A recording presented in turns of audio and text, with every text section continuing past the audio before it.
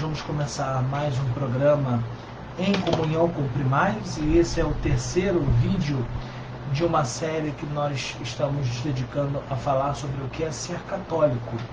E nós já estamos em uma caminhada, então eu convido a você a que, se você não assistiu ainda às outras, que vá lá, nos assista, venha mergulhar um pouco mais sobre o conceito do catolicismo e sobre o que é ser católico. Então hoje nós vamos refletir sobre as orientações que nos vêm da igreja primitiva para a nossa igreja primitiva. Ou seja, o que nos vem da igreja primeva, da igreja velho-católica, e que hoje está como conselho para nós que somos velhos católicos. Então sejam de novo muito bem-vindos aqui e vamos começar a nossa reflexão de hoje. Conforme é o objetivo dos nossos encontros aqui, nós temos por objetivo aumentar a comunhão dentro da nossa igreja, disseminar os pontos de comunhão da igreja veterocátólica, e eu, como primaz dessa igreja, venho até aqui para poder fazer esse anúncio da verdade do catolicismo antigo e único. Então, vamos iniciar essa nossa reflexão em oração.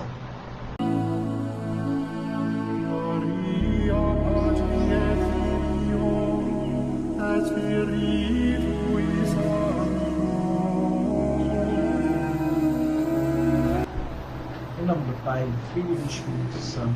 Amém. Meu Senhor e meu Deus, nós cremos fielmente que Tu estás aqui, que Tu nos vê, que nos ouve. Adoramos em profunda reverência. Pedimos perdão de nossos pecados e graça para fazermos com frutos este tempo de meditação. Minha Mãe Imaculada, São José, meu Pai e Senhor, nosso anjo da guarda, intercedei por nós. Amém. Hoje nós vamos falar então sobre a unidade da igreja. Eu quero chamar a atenção para vocês que a unidade da igreja sempre foi a coisa mais difícil, sempre foi o maior desafio de toda a vida da igreja. Então eu não estou falando somente do momento em que a igreja chegou no Brasil, eu não estou falando só dos momentos que nós convivemos aqui nas nossas comunidades, estou falando que isso é desde o processo de fundação da igreja. Quando a igreja começou em Jesus Cristo, lá já começou os problemas de comunhão. Quando, por exemplo, os irmãos já pediam, né? Senhor, a mãe dos irmãos, Senhor, deixa o meu filho sentar do seu lado direito e do outro lado esquerdo. E no outro momento, na Sagrada Escritura, nós encontramos também, Senhor, quem de nós será o maior? Então, há uma grande problemática sobre a possibilidade da igreja viver em comunhão, e é por essa problemática que o Senhor nos chama a viver em comunhão. Ele nos retorna ao imperativo de sermos comunhão na igreja, porque a igreja ela é um momento temporário para gozarmos aquilo que nos vem do céu. Tanto que o termo paroquia quer dizer acampamento. Por que acampamento? Porque nós somos rumo ao céu. Então tudo que nós fazemos aqui deve ser um treinamento para o céu. Nesse sentido, como nós teremos um Pai único se aqui na nossa paroquia, aqui na nossa paróquia, aqui na nossa igreja, na nossa parcela do povo de Deus, uma das tribos do Senhor, se aqui nós não temos comunhão? Como podemos chamar Deus de Pai se não entendemos o que seria comunhão? Então, o catolicismo, ele é um renovo de Deus para que não haja divisões, mas para que haja comunhão. E essa comunhão no respeito de que temos que ser corpo e que cada um vai ter as suas diferenças.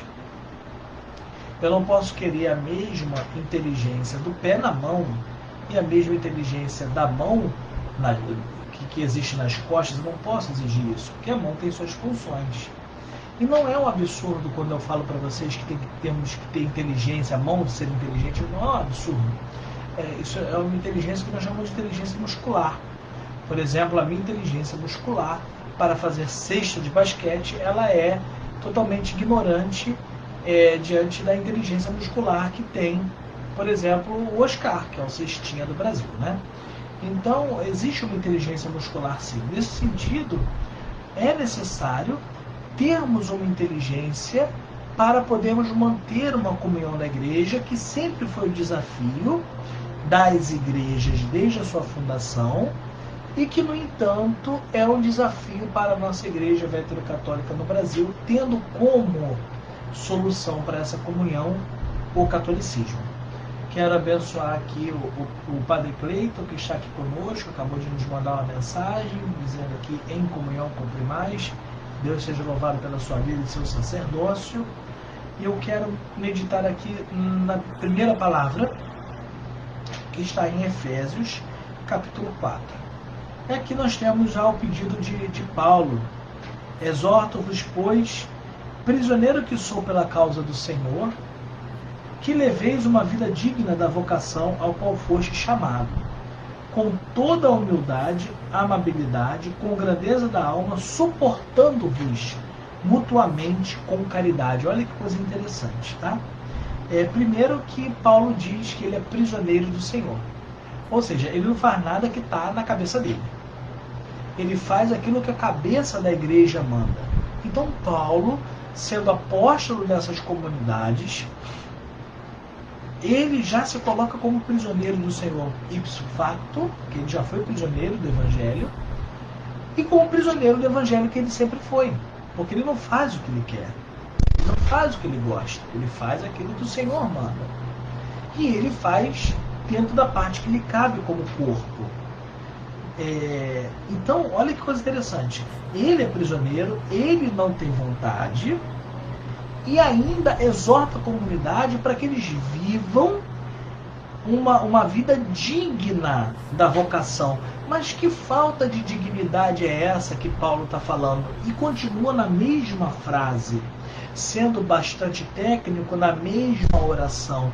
Na mesma oração ele diz no que a comunidade de Efésios não está vivendo com dignidade, que é suportar um ao outro na caridade, no amor. Pois bem, dentro da igreja é necessário suportar-vos no amor. Dentro da igreja é necessário suportar-vos no amor. O que isso quer dizer? Quer dizer que não teremos uma unicidade de pensamento e que teremos uma diversidade de crescimento. O que seria isso? Quer dizer que a pessoa mais nova vai ter suas limitações, inclusive limitações culturais, que nós devemos respeitar e não desprezar. E ao respeitar e não desprezar, seremos católicos ao suportar no seu amor, com grandeza de alma. E quem dá essa grandeza de alma? A nossa vocação, a que somos chamados, que é a santidade. Então, que maravilha que nós temos quando nós temos a diversidade. Que maravilha que nós temos quando temos a diferença. Porque somente quando temos a diferença que podemos ser católicos. E somente quando somos católicos pela diferença que podemos ser santos. Então não tem como ser diferente. Não tem como ser o contrário. Só podemos agradecer a Deus porque temos diferenças, e temos diferenças também de conhecimentos. Pois bem, continua Paulo. Sede solícitos em conservar a unidade do Espírito no vínculo da paz. Sede solícitos em conservar a unidade do Espírito no vínculo da paz. O que isso quer dizer? Ser solícito é porque nós temos que ser o primeiro. Ser solícito é ser proativo para manter o que? A paz. Por quê? Porque essa paz pela unidade é o desafio do plano salvífico. É desafio do plano da salvação. Ora, olha como eu comecei. Eu comecei falando para todos aqui que se nós não tivermos comunhão, não viveremos no céu. E essa comunhão é quase que humanamente impossível, mas só pelo Espírito se torna possível. Entende isso? Isso é importante. E nesse espírito de paz é que precisamos sustentar as diferenças, sustentar o catolicismo e assim sermos dignos da grandeza da nossa alma como batizados. Aí sim manteremos o vínculo da paz, porque essa é a nossa vocação, pois essa é a nossa única esperança. Pois assim como há uma só fé, um só batismo e todos nós somos diferentes, é só a unidade que traz para a gente a unidade em Cristo. E isso só suportando. O que é contra? O que faz então a falta de unidade? O que faz? Traz a falta de unidade. A piadinha. Quando um fica dando piadinha pro outro, quando um não fala diretamente pro outro que precisa falar e fica jogando letra, fica jogando indireta, quando nós não fazemos a correção fraterna, que suportar um ao outro, não quer dizer que a gente vai deixar o outro do jeito que está, mas a gente vai fazer uma correção fraterna. O que é correção fraterna? É saber que o outro vai se corrigir no tempo dele, nas condições dele, como se fosse eu sendo tratado. E um outro sintoma também de falta de unidade é a falta de tolerância na diferença. Quando eu não tolero a diferença, eu não consigo ser único. Então eu mantenho uma comunhão com a igreja, para que, mantendo com a igreja, eu treine para o céu. Treinando para o céu, eu seja uno com a cabeça, que é Cristo, entendendo que o corpo tem essa diversidade. E aí isso faz parte de uma concepção evangélica. E o que seria uma concepção evangélica? Seria uma concepção da busca das coisas que vêm do alto. E se vem do alto, eu encontro quem é do alto. Repare, quando Cristo disse, eu sou o caminho, a verdade e a vida, é para que ninguém seja mais o caminho, ninguém seja mais a verdade e ninguém seja mais a vida. Então, se dentro da igreja nós temos alguém que possui a verdade, ele é inimigo do corpo de Cristo. Porque só um tem a verdade, que é Cristo. Então ele é a verdade para que ninguém seja o dono da verdade. Ele é a vida para que ninguém seja o dono da vida. E ele é o caminho para que ninguém seja o dono do caminho. Por isso que o bispo, quando ele ouve o evangelho, ele tira a mitra. Porque ele ouve o pastor dos pastores. Ele também ouve. Não é ele que é o dono da verdade, ele ouve a verdade. Como Moisés recebia a palavra de Deus e transmitia ao povo, o bispo faz a mesma coisa, ele recebe a palavra de Deus e transmite ao povo. E o povo também ouve essa palavra e transmite ao povo. Então, nesse sentido, olha a iluminação importante que o Senhor nos faz. Como que eu faço para suportar, submeter-vos no amor? Como que eu faço? É o Senhor que fala. Mortificai, pois, os vossos membros, no que tem de terreno, a devassidão, a impureza, as paixões, os maus desejos, a cobiça, que é uma idolatria. Então, quando eu me acho o dono da verdade,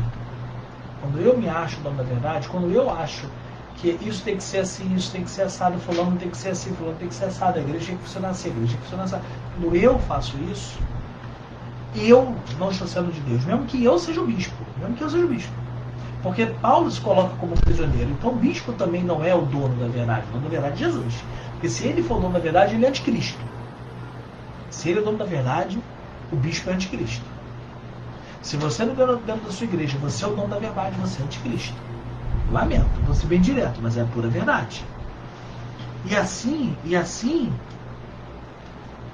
nós seguimos aqui no versículo 13, que Paulo fala de novo: suportai-vos uns aos outros e perdoai-vos mutuamente todas as vezes que tiverdes queixa contra outrem. Como o Senhor vos perdoou, assim também perdoai-vos. Mas, acima de tudo, revesti-vos de caridade, porque esse é o vínculo da perfeição. Como que eu faço um vínculo perfeito? Só pela caridade. E de novo, agora em outra comunidade, Paulo fala sobre o mesmo problema.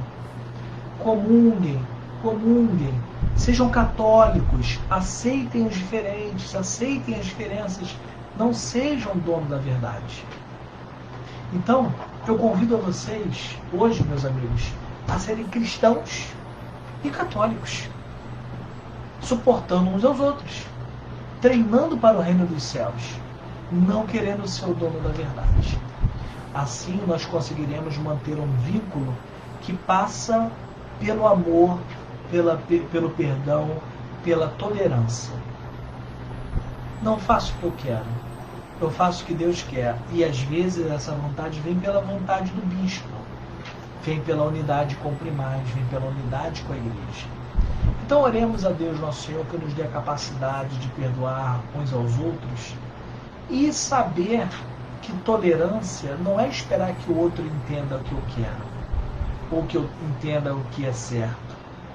Tolerância é aproveitar que temos o outro diferente para que nos aperfeiçoemos e também perdoemos ao outro, porque assim Deus vai nos perdoar também. Louvado seja nosso Senhor Jesus Cristo. Meu Senhor e meu Deus, nós te agradecemos pela sua presença, pelo perdão de nossos pecados e pela graça que derramaste entre nós. Pedimos ajuda para pôr em prática tudo isso que nós meditamos aqui. Nós pedimos a intercessão da nossa Mãe Imaculada, de São José, nosso Pai e Senhor, e de nosso anjo da guarda. Que Deus abençoe a todos vocês. E desça sobre vocês as bênçãos de Deus Todo-Poderoso, Pai, Filho e Espírito Santo. Amém. Deus abençoe e até semana que vem, em comunhão com o Primaz.